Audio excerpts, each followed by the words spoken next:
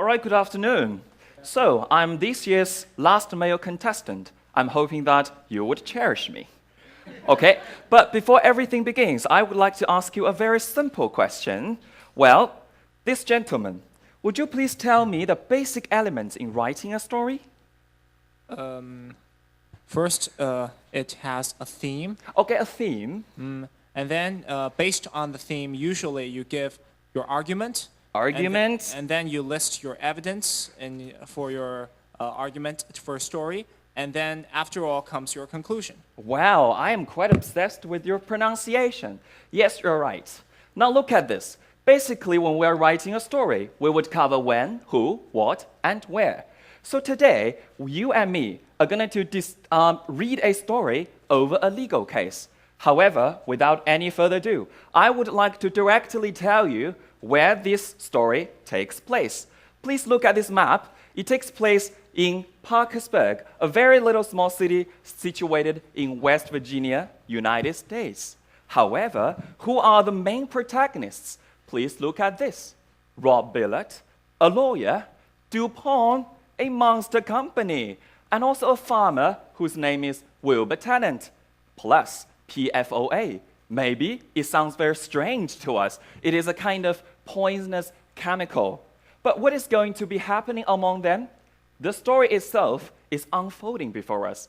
Look at this title. Would you please read this title with me? The lawyer who became DuPont's worst nightmare. Now tell me the key word of this title. What is it? Nightmare? That is an attributive clause. Actually, it is the lawyer.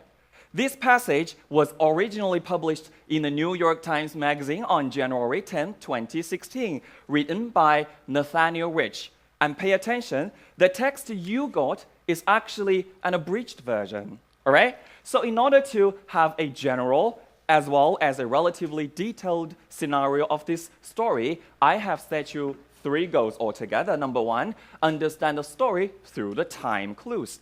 Number 2, analyze the image of a person in a narrative, say, in this story, Billett. Number 3, very important, please dig out the social and humanistic value of the story.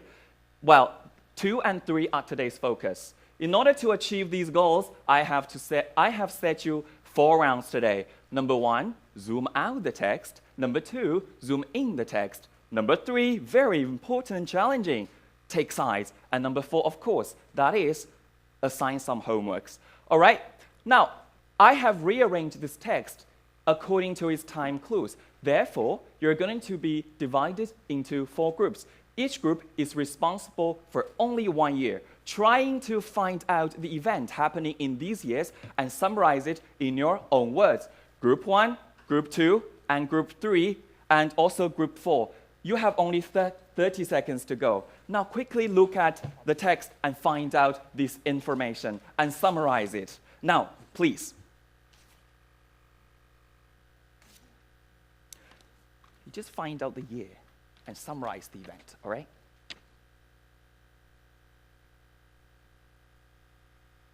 And then summarize it, all right?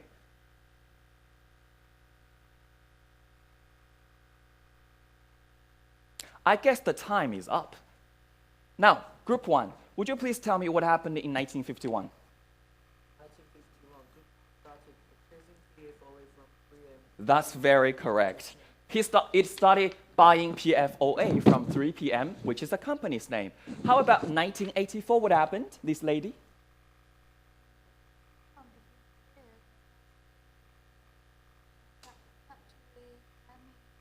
Yes, you've located the right information.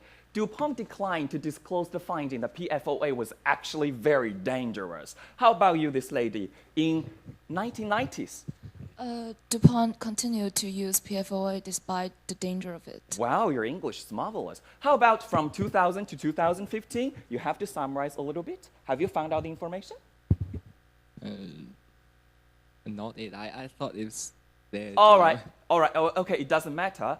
I would directly give you the answer. Billett drafted a public brief against DuPont, and this is how the nightmare itself began. You see, from this timetable, we have a very clear structure of this story from which the trigger, process, and result is clearly known. By the way, you could also know Billet spent altogether 16 years fighting. All right? With this information in mind, I think you have done a great job in quickly finding the information. You locate the information quickly according to my instructions instead of reading from the very first paragraph to the end.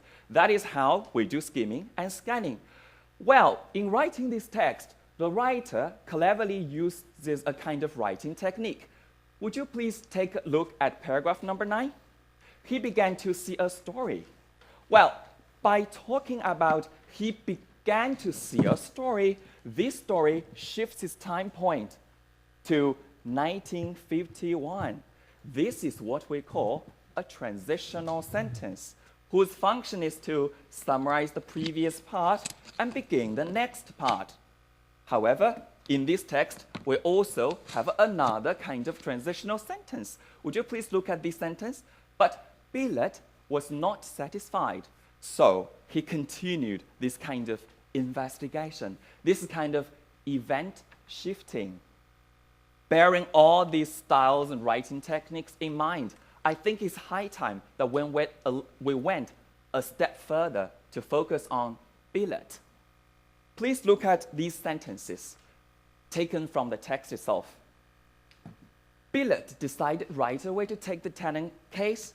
He hunted through references, and he spent the next few months on the floor poring over the documents, which means looking at something carefully. All right? And Billet was not satisfied. Billet never represented a corporate client again. Now, I have a question. After reading these sentences, lady, would you please tell me what kind of man Billet is? He's quick at decision making. Decision making, And decisive. Yeah, Anything else? decisive, and he has a sense of justice, Very nice, justice. Anything else? and he's very careful. Careful, yes, because he pored yes. over all the documents, right? That's very cool. According to my understanding, I think you are right. But also, I conclude in this way, Billet is very impartial. What is impartial? He doesn't lean on one side. Yes, he doesn't only lean on one side, and he's very brave. He's very responsible, of course. 16 years. Think about these years. And conscientious, right? You see why I did this kind of image analyzing? Because when you are reading a story, you have to try to review a person between lines, find some clues. This is how we did in this text. Congratulations, I think you've worked out this problem on your own. Well, still, we haven't solved one problem. What is that? We haven't answered the question why the lawyer became Dupont's worst nightmare. I think the answer may lie in paragraph number 17. Now, would you please read this text together with me?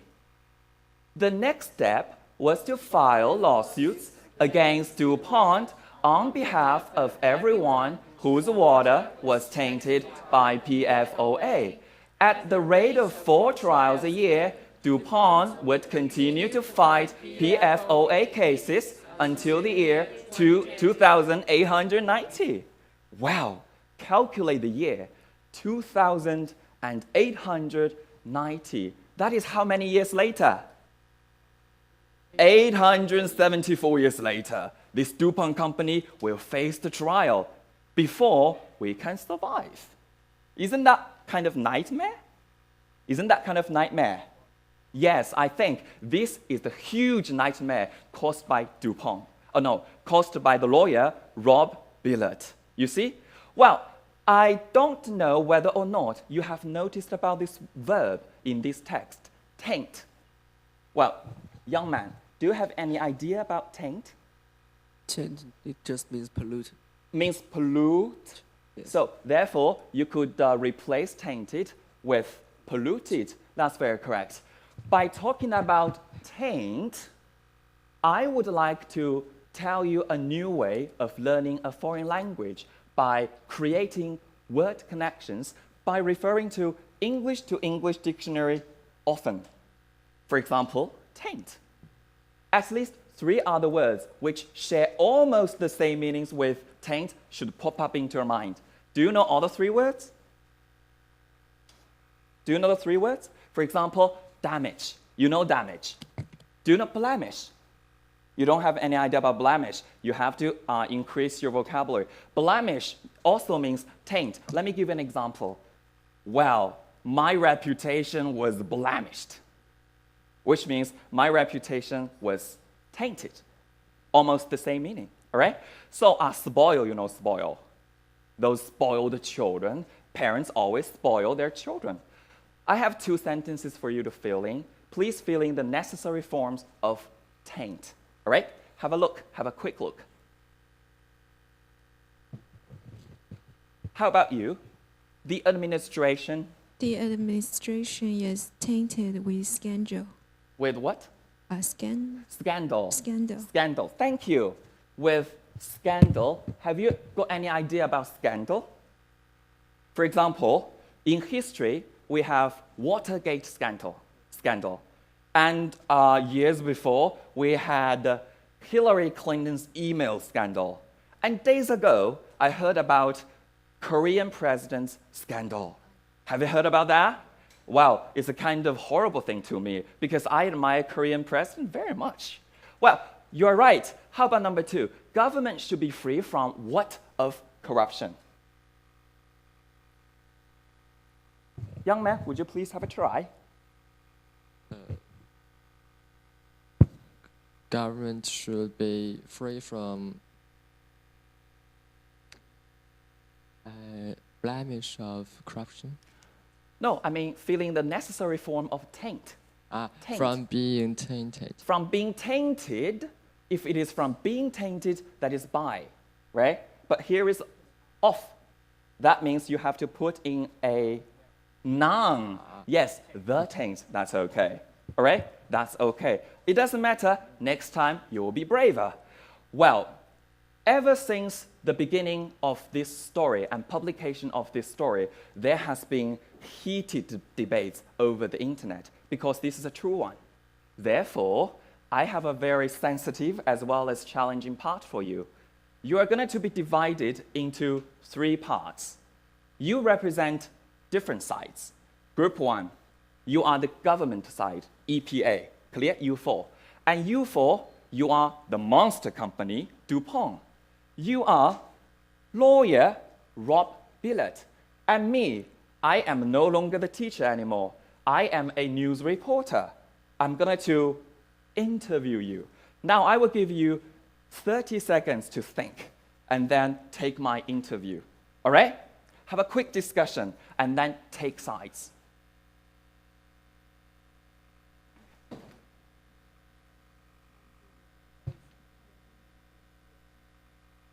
Remember your roles, all right? And take sides. You are not you anymore.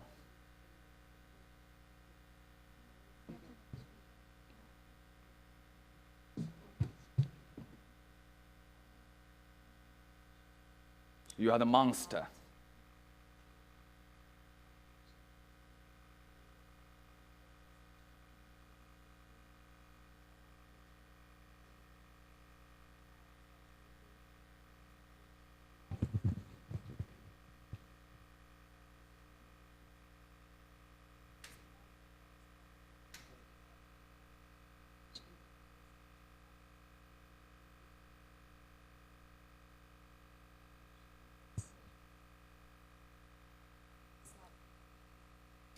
All right.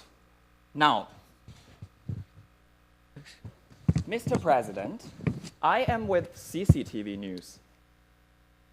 How do you think about the seriousness of this event from your perspective?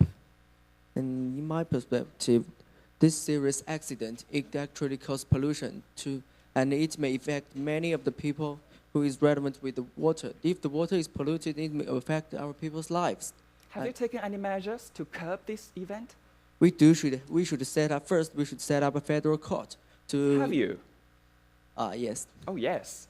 And we should look into the matter further and to see if Pond was to blame. if DuPont was to DuPont was to blame, do you think it was to blame? Yes, we should have a clear check and see if. But according to my understanding, look at the story, you deemed that DuPont was not responsible. Your words are against your words. Oh, I'm sorry. Okay. Which means the government side is a little bit baffled. DuPont. Well, DuPont, you are the monster. You are the troublemaker. Are you feeling guilty? Yes, we are. We have caused this scandal and we are feeling very guilty now. But what have you done to stop this kind of guilt? We have stopped using PFOA in our medicine, but we have to say that we didn't use that PFOA intentionally at the first. You were not using it intentionally. You are making huge sum of money. Well, making profits is the goal of every company, and But you are doing this on the sacrifice of losing people's lives. Yes, but we have also made medicines that also saved people's lives, and since now. Okay, so that is what I put on the PPT: social contribution versus public contamination. You are thinking you're making contribution instead of causing public contamination. No. We think that we are making contributions as well as we are making some troubles, and now we have decided to stop that trouble and carry on the contribution. Okay. Well, as a news reporter, I am glad to hear that, but I'm gladder to see how you act in the future. Thank you. Please trust us. Okay, I will trust you. Thank you. Well, Rob, you have been spending 16 years doing this. What keeps you going on? I guess it's a sense of responsibility. A sense of responsibility. Yeah, and I think any issues regarding the environment is worth our close attention. So what do you have to say about DuPont? Because you originally defended them. As for I initially. And you turned your back against them again. Because that's out of human conscience, because it's not ethically right to defend a corporation that has caused so serious a problem. Thank you. I think we need lawyers like you in our society, all right, to kind of fight our rights for people. Well, thank you very much for your opinion. All right. Well, just now, you were taking different sides, but you were not EPA, you were not DuPont, you were not Rob himself. Let's take a look at this. This is Rob Billett. Looks a little bit tough and stern, right? Let's hear what he thinks about this kind of thing. He doesn't regret fighting DuPont for the last 16 years, nor for letting PFOA consume his career.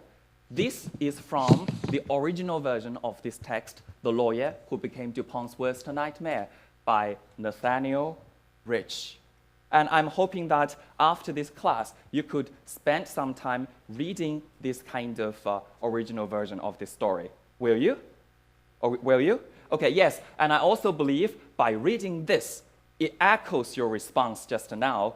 Rob Billett is, remember that? Adjectives. Number 1, impartial. Number 2, brave. Number 3, responsible. How about number 4?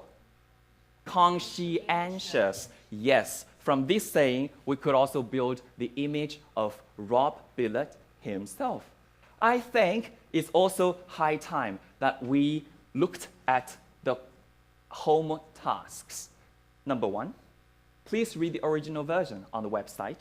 Number 2, please look at the last paragraph of this story. We have a sentence, he never represented a corporate client again. Now, your job is to try to analyze why he never represented a corporate client again.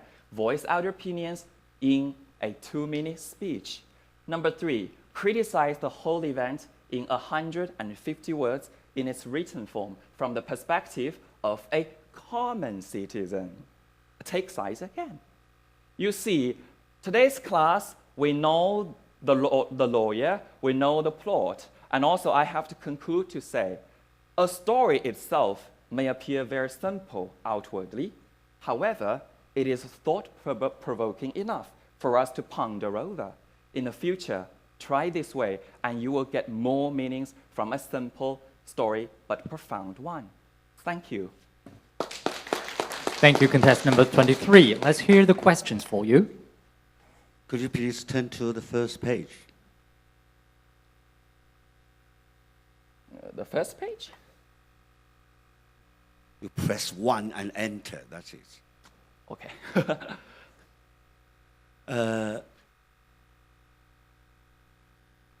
Yeah.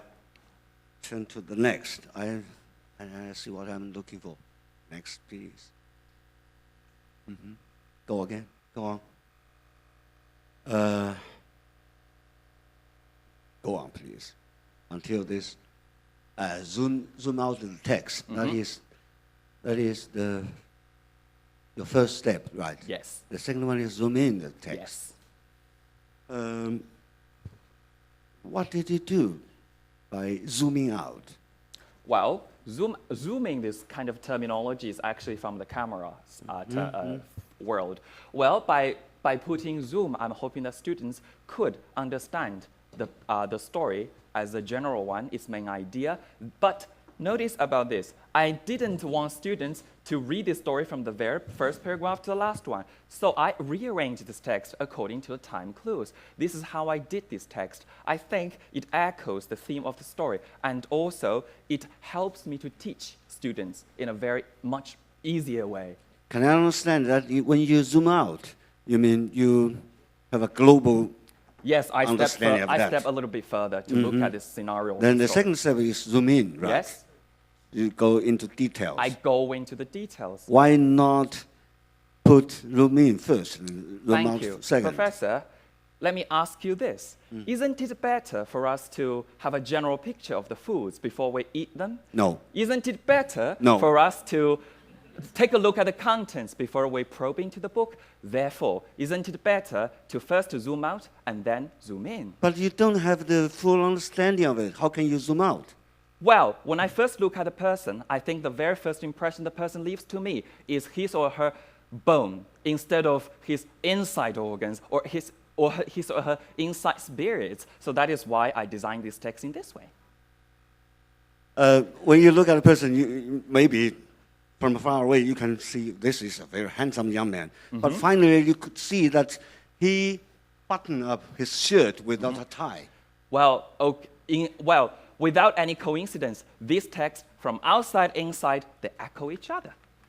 Yes, but I think if you do not have a better understanding of the sentences and the paragraphs, how can you zoom out? Well, for instance, let's take the food example again. For example, here we have 5 dishes, and we have one that you prefer the most. But if you taste the most one that you like, then would you like, we would say, you are choosing this food When you for the look fear at of choking. a food and look at a dish and you see it is very beautiful, that is the global view, right? Yeah. You take it, but it is poisonous. So that is why we have a saying that maybe the distance creates beauty. The distance In the eyes of... takes your life sometimes. All right. Because although it looks very beautiful, but it can be poisonous. Yes, indeed. The lawyer and the DuPont itself. No. Let's look at paragraph 12. Thank you. Beginning by the 90s. By the 90s, DuPont understood that PFOA caused cancerous tumors in lab animals. It decided against disusing PFOA. Can you see something missing between these two sentences? Missing, but the 90s, DuPont understood PFOA caused cancer tumors in lab animals. It decided against disusing PFOA. Well, yes, there is some kind of what we call oxymoron thing in this sentence, because in the former part, DuPont understood that it caused dangers to the human world, to the environment. However, it decided against disusing, which means it will continue to use this kind of PFOA. I think the missing part is why the company is still using this kind of thing, instead of jumping so quickly to the conclusion that it would still use this That kind is of... in terms of narration, but in terms of cohesion, In terms of what cohesion, would you add between these two sentences? but. Okay, thank you. Yes, thank you.